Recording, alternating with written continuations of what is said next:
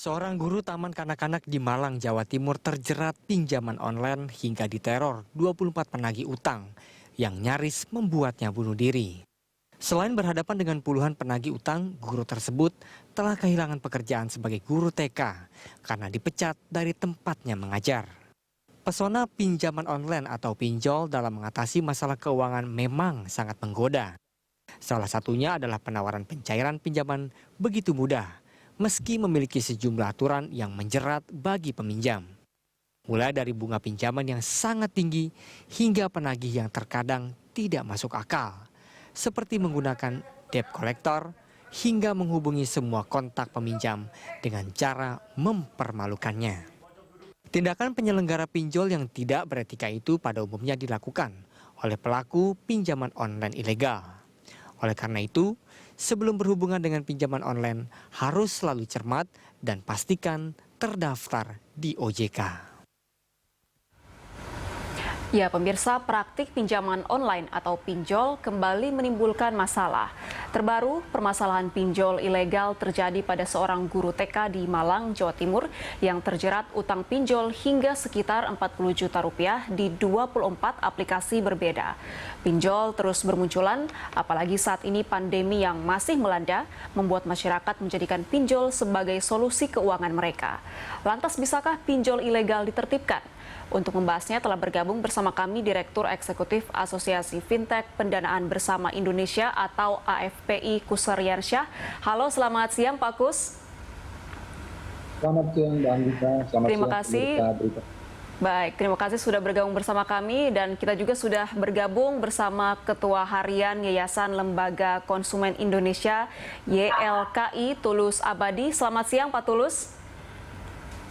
Ya, selamat siang. Baik, terima kasih sudah bergabung bersama kami di Lunch Talk. Sebelum ke Pak Tulus, saya mau tanya ke Pak Kus dulu. Pak Kus, ini kenapa pinjaman online ilegal atau pinjol ilegal terus bermunculan? Ini sepertinya dari tahun ke tahun masalah yang sama terus terjadi. Apakah sebegitu mudahnya mengadakan jasa pinjaman online ilegal ini, Pak? Baik, terima kasih Mbak Anggi. Ya, pertama kalau dilihat dari sisi kebutuhan ya, masyarakat Indonesia itu berdasarkan data dari World Bank dan juga data dari OJK, kita itu ada kebutuhan kredit itu sebesar 2.650 triliun rupiah per tahun. Nah, sejauh ini yang baru terisi oleh lembaga keuangan konvensional itu sekitar 1.000 triliun. Jadi masih ada gap 1.650 triliun per tahun. Nah, dari asosiasi kami sendiri, Asosiasi Fintech Pendanaan Bersama Indonesia, tahun lalu kita baru mengisi 74 triliun. Jadi gapnya tinggi sekali, kebutuhannya tinggi sekali. Jadi jenis layanan keuangan pinjam berbentuk pinjaman apa saja itu pasti diserap oleh masyarakat. Yang kedua, kita juga melihat bahwa ada fenomena bahwa untuk menjalankan bisnis peminjaman lewat menggunakan teknologi ini ada dua jalur. Pertama yang melalui yang berizin dan terdaftar di OJK, dan juga adanya realitas pinjol ilegal yang bisa beroperasi tanpa harus melalui terdaftar atau berizin OJK. Nah, ini juga tentu saja didukung juga mudah sekali pinjol ilegal ini membuat dan meluncurkan aplikasinya tanpa harus mendaftar ke OJK. Inilah yang kemudian menurut saya terus membuat pinjol ini dari waktu ke waktu, pinjol ilegal ini dari waktu ke hadir dan juga membuat masalah seperti yang dialami oleh Ibu Melati, guru SD yang di Malang. Begitu Mbak Anggita. Masalah atau kasus korban dari pinjol ilegal ini terus bermunculan dikarenakan juga selain tidak terkontrolnya pinjol ilegal atau jasa pinjol ilegal, masyarakat juga di masa pandemi terkhususnya saat ini membutuhkan pinjaman keuangan yang mendesak ya Pak. Saya mau tanya ke Pak Tulus. Pak Tulus, kalau laporan yang diterima oleh YLKI sendiri sejauh ini apakah semakin banyak laporan atau aduan dari korban kasus pinjol ilegal? Ya, terima kasih. Jadi memang 2 tahun terakhir ini pengaduan di YLKI paling tinggi adalah pengaduan masalah pinjaman online atau pinjol, ya, sehingga sangat dominan kasus yang ada. Ini satu fenomena yang harus kita cermati. Tapi dari 70% pengaduan yang masuk memang dominan masalah pengaduan terkait dengan pinjaman online ilegal.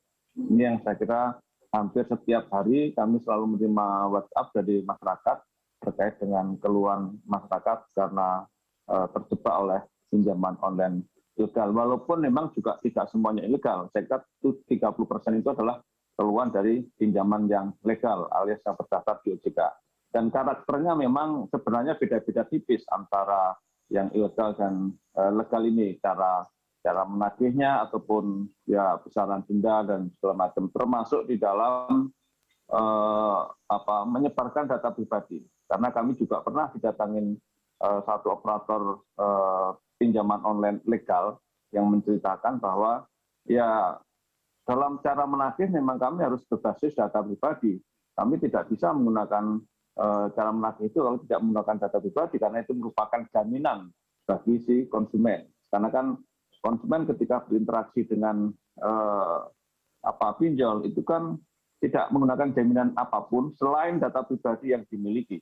Nah, ini yang saya kira konsumen tidak pernah menyadari itu, bahwa seolah-olah ketika berinteraksi dengan pinjaman online itu happy-happy karena tidak ada jaminan apapun tapi dapat uang. Tapi ketahuilah bahwa data pribadi itu menjadi jaminan yang paling krusial.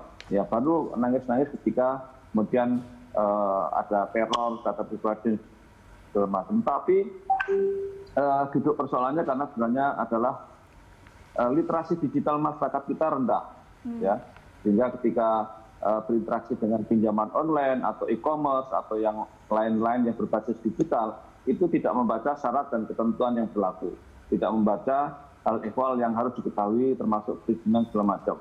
Konsumen hanya klik, kemudian langsung berinteraksi tanpa mengetahui duduk persoalannya dan misalnya besaran denda atau cara pembayaran dan cara penagihan itu tidak dibaca.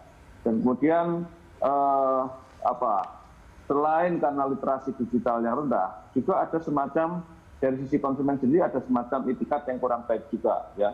Misalnya dia nunggak, ya. Sebenarnya kalau persoalannya dia tidak menunggak utang, ya sebenarnya tidak ada persoalan, baik denda ataupun bunga ataupun cara penagihan.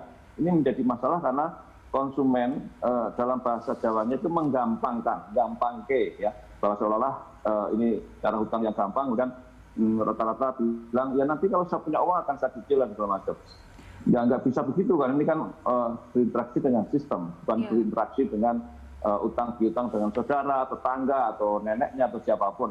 Selain juga karena itikat yang tidak baik dari peminjaman online itu yang khususnya ilegal. Nah, ilegal ini muncul karena selain karena tadi peluang pasar yang sangat tinggi, juga karena faktor penegakan hukum yang memang kalah antara upaya law enforcement dari OJK, dari Kominfo atau Satgas investasi atau polisi, tapi hari ini diblokir, nanti besok harinya muncul 10 ataupun 100. Sehingga saat ini antara yang legal dan ilegal itu jauh lebih banyak yang ilegal, ya.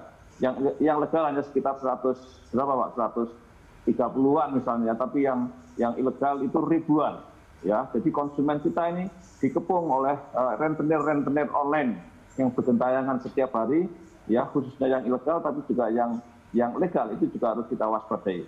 Baik, ini artinya masih banyak masyarakat yang kurang paham bagaimana mekanisme pinjaman online itu sebenarnya, ya Pak Tulus. Pak Tulus dan juga Pak Kusriansyah, kita masih akan lanjutkan dialog kita usai jeda. Pemirsa tetaplah bersama kami, Lunch Talk akan segera kembali.